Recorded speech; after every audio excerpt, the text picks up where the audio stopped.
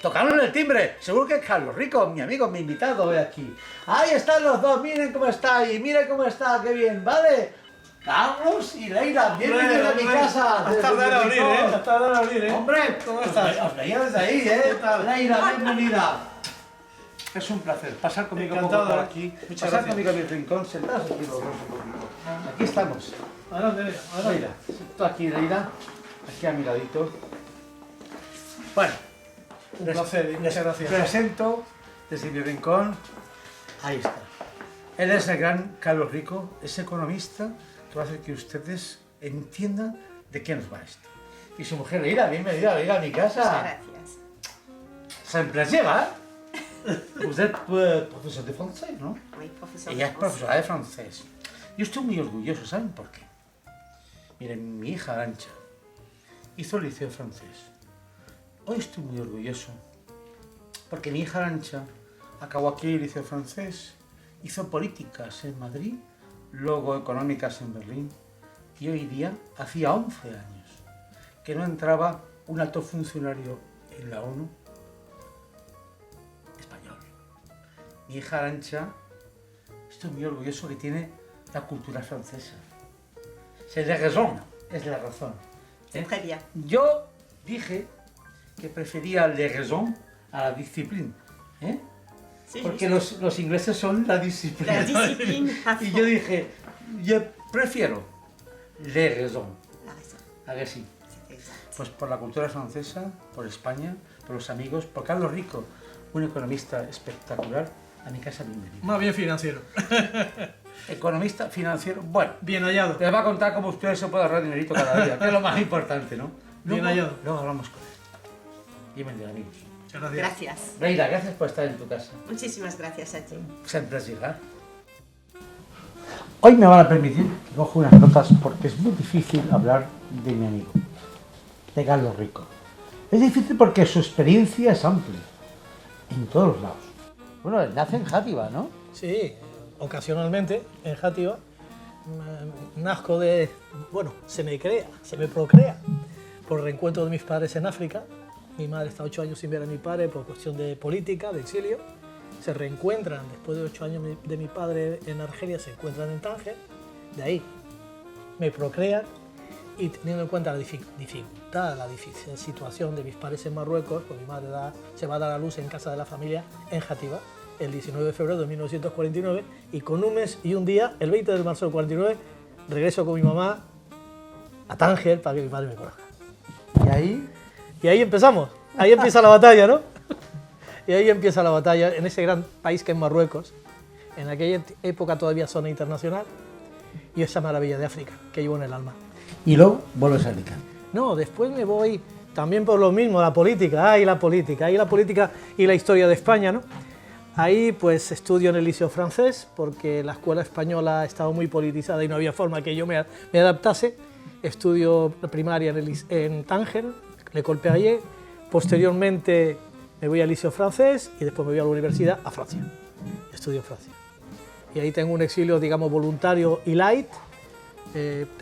Había unas condiciones para que pudiese yo regresar a España, pero solamente 30 días al año, un mes de vacaciones, sellado y muy controlado, porque no quise hacer la mili, y vine a España hasta que se cumplió el castigo, que era doble, tenía que tener como mínimo 28 años, y ya regresé a España a finales del 76 para vivir intensamente a partir de enero del 77 a la transición. Casi la transición española, ¿eh? La viví intensamente a la transición española. O sea, que tú eres de los que hemos formado parte, tú y yo, ¿no?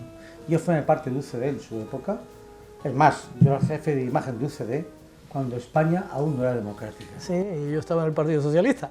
Hemos luchado mucho por eso, ¿eh? Y enfrente uno del otro, pero por algo tan bonito que fue la transición. En UCD, recuerda que habían socialdemócratas. Sí, era una gran familia que después, como cualquier familia, termina en pedazos, ¿no? Venían reciclados también de la Alianza Popular. Sí, había de todo. Hay que tener en cuenta que aquello se construyó, se tuvo que construir. El régimen anterior cayó como cayó, murió el general Franco y después las cortes franquistas hicieron harakiri y hubo que improvisar un sistema democrático, encabezado lógicamente por el rey y apoyado a nivel internacional, pero fue aquello muy ilusionante porque esa transición fue muy bonita, fue muy dura. Nos dijimos muchas cosas, la UCD y el PSOE. Yo fui candidato 2 veces por el Partido Socialista, fui primer coordinador de la campaña de las elecciones generales y primer coordinador de la primera campaña municipal del 79. No, acuérdate que y yo... fue Acuérdate... pero apasionante, vamos. Sí, es más, en esa época yo era empresario en Alicante, tenía la discoteca Liberación. En esa época, miren ustedes, le pedí ayuda a todo el mundo. Me acuerdo de esa época que Enrique Cerrán Tato, que después fue cronista oficial de la ciudad de Alicante, que entonces era comunista y además estaba escondido, me pidió ayuda para montar el primer congreso de la Unión de Periodistas Democrática de España, la UP, le ayudé. Luego, después, llegó el PSOE. El PSOE hizo el primer gran festival suyo para demostrar que eran potentes en el campo de la hípica. Ahí fue cuando Joan Lerman y todos los históricos del PSOE hicimos un gran festival en el campo de la hípica, la fiesta de la libertad del PSOE. Ahí comenzó la democracia, ayudamos a todo el mundo y después llegó las elecciones. En esas elecciones ganó UCD en aquel momento, pero el PSOE estaba detrás. Era importante, teníamos que repetir constantemente el nombre del partido. Es que se tuvo que hacer un partido que se improvisó rapidísimamente. Entonces fue una época muy bonita y es un modelo de transición, que además ese modelo de transición que nos costó a todos, yo era bastante reacio en aquel momento a ese modelo de transición tan continuista del régimen anterior. Yo he ido entendiéndolo con el tiempo. Pero es un modelo extremadamente exportable, es un modelo, yo creo que es absolutamente exportable a muchos países que quieren encontrar la democracia. Una democracia muy, muy difícil hacerla sin esa transición que tuvo España. Es muy difícil. Y el respeto a las personas. Claro, fue creativa, España fue muy creativa. Tenemos que volver en el sistema político español a la creatividad. ¿Y cuándo vuelves a España otra vez aquí? Bueno, cuando yo vuelvo a España aquí vengo por un motivo, termino mi exilio voluntario en aquel caso, y voy a Pinoso, al pueblo de mis padres, de mi madre y mi padre de Alagueña, y allí porque tienen un negocio familiar, tienen un problema y aprovecho esa ocasión para dirigir el tema familia, la empresa familiar, y también para montar el Partido Socialista Obrero Español de Pinoso.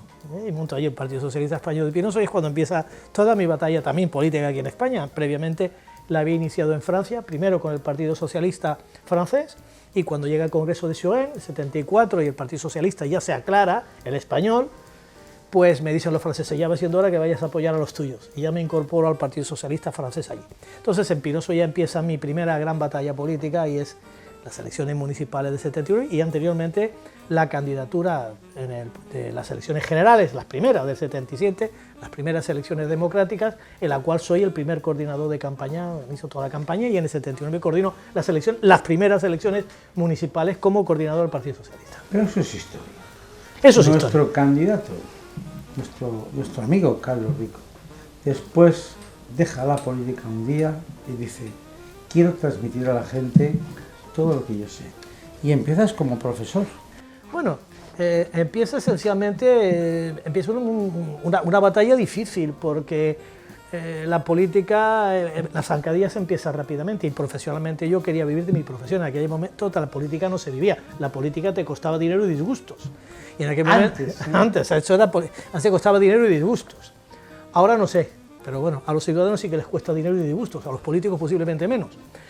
Pero en aquel momento pues empecé a trabajar, en mi primer trabajo en Alicante, que me llevé la gran ilusión después de vender el negocio de mis padres, porque vine a reflotar el negocio de mis padres, no a quedármelo yo, porque habían otros hermanos, se vendió ese negocio, y me vine con 3 hijos a Alicante, en aquel momento tenía 3, a buscar trabajo. A buscar trabajo. A ver. Sí, Hombre, sí. Qué bonito. Ah, muchas gracias. Muchas para- gracias. Gracias, por todos ustedes, Joaquín, muchas gracias. Por todos ustedes, muchísimas No, gracias. Digo yo que usted es economista. Sí, bueno, hasta ahora no hablo mucho de economía, hablo más de política. Por pero... eso digo yo, no está hablando nada de economía. O sea, es que el país, el pueblo, lo que quiere es, como estamos en crisis ahora, ¿sabes, Pascual? Sí, Estamos sí. en crisis ahora, pues quieren saber cómo economizar. Vamos a llegar, vamos a Sí. llegar. Yo ya economicé, porque me dejé la política, uno menos que vive de la política. Ya es una forma de explicar a los ciudadanos que ya hay uno menos que vive de la política, La ¿no? política ahora mismo no interesa, interesa la economía, Sí, sí, pero... el trabajo, la crisis. Pones la televisión y se habla todo de la crisis, y es que la gente está en el paro. Yo creo que ahora después, Carlos y yo, Sí. vamos a explicar al ciudadano por qué esta crisis. Lo vamos a intentar Pero explicar. Eso es lo que le interesa. desde las palabras normales de un gran economista que es Carlos. Eso es, sí. Espero que en nuestra televisión ahora comiencen ustedes a ver qué es la crisis, por qué viene la crisis realmente, pero con palabras normales. Dentro de poquito se lo contamos.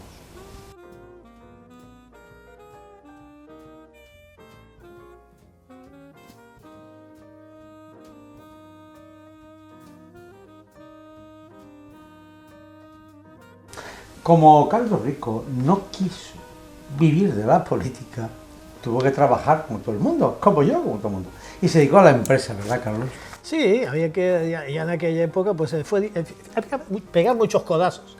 Ahí me recuerdo una anécdota simpática de un personajillo que vivió de la política y trincó lo que podía, a veces hasta en la fiesta de la Rosa, la recaudación si hacía falta, ¿no?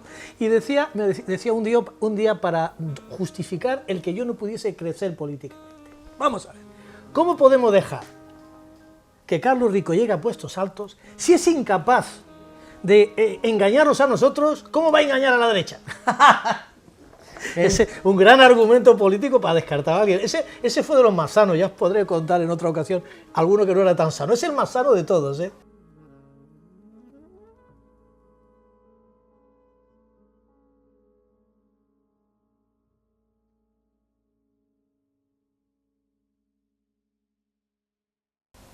Seguimos aquí, desde mi atalaya, desde mi casa. Y ahora sí que les presento la segunda parte de nuestra entrevista, donde Carlos, como decía antes, deja de ser político y entra a trabajar en la empresa, ¿no, Carlos? Sí, hombre, había que ganarse la vida y los que estábamos en política en aquel momento eran muy vocacional, unos cuantos, otros no, ¿no? Y luego también te animan a que te vayas, ¿no? También te animas a que te vayas. Una persona de riesgo, una persona de oferta, como decía el señor Termes, un banquero de mucho prestigio en este país, hablaba de los hombres de oferta y de demanda. El de demanda es el que se sienta en una mesa, oye a todo el mundo y después repite con bellas palabras lo que la mayoría piensa y queda estupendamente. Y el hombre de oferta es el que se sienta en una mesa y sin saber lo que piensan los demás, se levanta y da su mensaje. Yo en política era un poquito así. Y claro, eso era sacrificado. Y en segundo lugar, hay argumentos maravillosos, hay algunos morbosos, pero voy a contar uno que es simpático ahora, y además porque no pensaba vivir la política tampoco me molestó mucho. Un gran argumento que se dio una vez para yo no estar en un puesto importante es que resulta que decían, Carlos Rico no puede tener ese puesto importante, porque resulta que si es incapaz de engañar a los compañeros, ¿cómo va a engañar a la derecha? Gran argumento de peso moral, ¿eh? Claro, en ese ambiente, lógicamente, y con 3 hijos y queriendo vivir en familia y estar con ellos, pues lógicamente dije, mira, vamos al mundo empresarial y vamos a trabajar y vamos a luchar, porque viví los momentos más apasionantes de la política, esa transición maravillosa, y luego tantos años al lado de mi padre aprendiendo lo que es la vida, a amar a España, a amar la democracia y con una gana loca de vivir. Ya se había logrado eso, o se empezaba a lograr, y había que trabajar y ganar dinero. Y ahí empezó a trabajar en empresas muy importantes. Sí, empezamos ahí a pelear, primero de comercial en Bankinter, que me dio la alegría más grande de mi vida.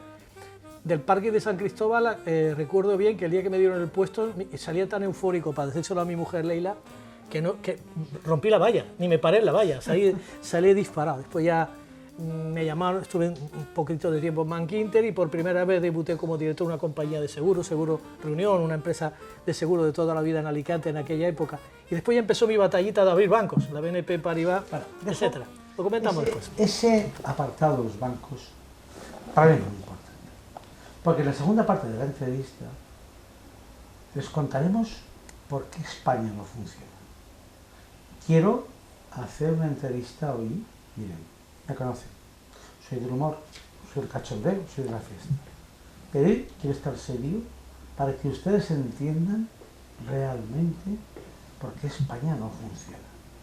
Y se lo cuento desde la óptica de verdad, de Carlos Rico, nuestro economista jefe de Canal 8 de Telealicante. No piensen ustedes que esta gente de otras televisiones les va a contar cosas. La gente de la gran televisión no cuenta la verdad, cuenta su verdad, no la que realmente es. Y aquí entra una parte de la entrevista muy importante, porque entro a hablar de los bancos. Carlos Rico ha dirigido muchos bancos, entre ellos empezó con... Empecé con BNP Paribas, me dio una gran oportunidad. BNP es... Banco Nacional de París, Correcto. que en aquel momento era el primer banco del mundo, que se instalaba en Alicante, compró uno de los bancos que estaban en crisis, la banca López Quesada, y tuve la suerte de que la persona que se encargaba de la dirección regional del banco pues dijo que yo iba a ser el director porque veía posibilidades de lo que pudiese serlo. Y empecé como director del Banco Nacional de París, que ahora es Banco Nacional de París, BNP, pero Paribas también, con la fusión que ha habido, ¿no? O sea, que has tenido experiencia en la empresa, en la banca... En la banca, y después seguí ahí, después pasé el tiempo y cada vez que era el momento de expansión de la banca extranjera en particular, y después de otra banca, el Banco NatWest, el gran banco británico, pues decide instalarse en Alicante y me piden que me incorpore a esa entidad, y no como mercenario en absoluto porque el proyecto era diferente. Yo no cambiaba de banco como mercenario intentando llevar a mis clientes, sino que eran proyectos nuevos, con productos nuevos, con ideas nuevas. Y acepto abrir el Banco NatWest, March, que hizo una fusión con el March en aquel momento. Posteriormente se implanta el Banco Herrero en Alicante con otra filosofía también de banco y me piden también que abra el banco. Es decir, que tú empiezas a trabajar en los bancos. Y desde cero. Que luego hablaremos de los bancos. Y luego, cuando te das cuenta que los bancos no es tu solución, empiezas a asesorar empresas. Sí, entre tanto también se produce un fenómeno importante que es el tema de la enseñanza, ¿no? Yo debuto en enseñanza en una institución que quiero muchísimo, que es Fundesen. Correcto. Y que les Había que transmitir. Exacto, había que transmitir esa experiencia. Y tenía un primer curso, que era el curso de alta dirección empresarial, que posterior me lleva a ser presidente del Club de Alta Dirección Empresarial de Alicante, el CLADE, y precisamente mi curso era la gestión de la crisis financiera, la relación banca-empresa, y explicar a las empresas lo que pensaba la banca y explicar a la banca lo que piensan las empresas. Es casi un curso de psicología, ¿no? Donde en vez de ser enemigos, tienen que ser amigos porque tienen que continuar en el mismo proceso. A ver. Digo yo, pero no, si pudiera usted explicar lo de la economía, es que el pueblo quiere saber... Está usted, tengo la impresión que está usted sin un duro, ¿eh? Sí, sí. Está usted con una preocupación. No. Me temo que no logre esta noche sacarme uno, ¿eh? No, yo estoy sin un duro y medio país también. También. Por eso no se lo puedo dar a usted, si no, imagínese usted. Por eso queremos que, si puede, que hable de la economía, a ver cómo... Va a llegar. Cómo el país... Este es rico, ¿eh? Sí. Yo lo único este que... es rico de dinero, ¿eh? Por eso digo... Es Carlos Rico. Mi padre era rico de apellido, era Ramón Rico, ¿eh? Rico, pero... Pues por eso te digo que si podéis llegar a...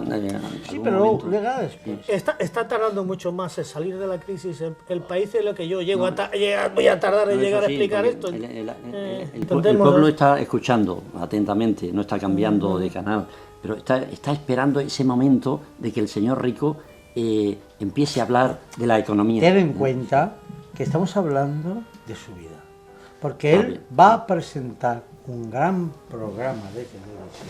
Muy bien. Mire, ahora viene una parte muy importante, porque es cuando ustedes van a entender por qué España está como está. El Estado, este Estado, lleva 10 años gastando mucho más de lo que ingresa. Y este Estado que dilapida, derrocha el dinero público, nuestro dinero, tiene que pedir dinero para poder financiar. Pero ese gasto público que hace el Estado no lo emplea en financiar a las empresas españolas, lo emplea en financiarse a los políticos, a sus subvenciones y a su gente. Ahí está la crisis verdadera de España. A partir de aquí entra el juego entre el Estado y los bancos. Fíjense cómo les explica Carlos cómo se financia el Estado y bancos. Vamos a ver, los últimos años, más o menos, los 3 o 4 últimos años, hemos venido gastando a nivel general unos 100.000 millones más que España ha sido capaz de producir, de crear. Y hemos tenido que recurrir al exterior para financiarnos. ¿Eso por qué se produce? Se produce porque efectivamente hay un gasto desmesurado del Estado, hay un gasto desmesurado de la banca y hay un gasto desmesurado del ciudadano y de las empresas, no proporcional a la riqueza que queremos crear. Y es porque el mensaje, tanto en España como en otros países, es que somos ricos y que podemos gastar. Se ha llevado una política expansiva de dinero, de endeudamiento, donde todo lo resolvíamos con dinero. Porque resulta que el déficit es como la droga. Igual, usted va gastando más, pero luego llega el mono. Y cuando no hay más dinero, ¿qué pasa? Lo que pasa es lo que está pasando, y es curioso lo que está pasando en España y lo que está pasando en otros países, sobre todo del sur de Europa, que gobierne quien gobierne es exactamente lo mismo, hace lo que dicen políticas keynesianas, es decir, dinero, el Estado gasta, dinero, dinero y gasta dinero. Resulta de todo esto que, por ejemplo, cuando el señor Rajoy llega al poder, dice lógicamente que el señor Zapatero ha gastado mucho y que la situación en España es por culpa del señor Zapatero. Cuando el señor Hollande llega a Francia, resulta que de izquierda dice que la culpa la tiene el de derecha que ha gobernado antes porque ha gastado mucho. No. Sistemáticamente, los estados han gastado más de lo que podían gastar. Resultado de eso, muchísima deuda. Y lo grave es que recurren a los bancos para financiarse también.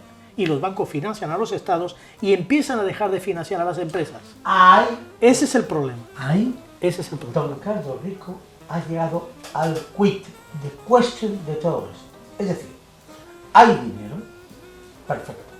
Ese dinero lo emplea el Estado en decir, como todos los días, hombre, hemos cubierto la deuda, ¿no? ¿Quién cubre la deuda? Con la deuda, en general, los bancos. Claro. En este momento el Estado puede ser algo como 300.000 millones de euros que el Estado le ha pedido a los bancos y que hemos quitado de circulación. Claro, yo que tengo que ir a las notitas. El 34% de la deuda de los bancos es del Estado. Exactamente. ¿Correcto? Correcto. En detrimento del resto de financiación que necesitan las empresas. ¿Qué pasa? Que las empresas quieren financiarse. Es decir, para poder hacer economía, tienen que financiar a las empresas. Y entonces dice el Estado, dame el dinero a mí, no a las empresas. Esa es la situación en este momento, independientemente de alguna que otra más complicación que se ha producido. Pero hay una cosa que está clarísima.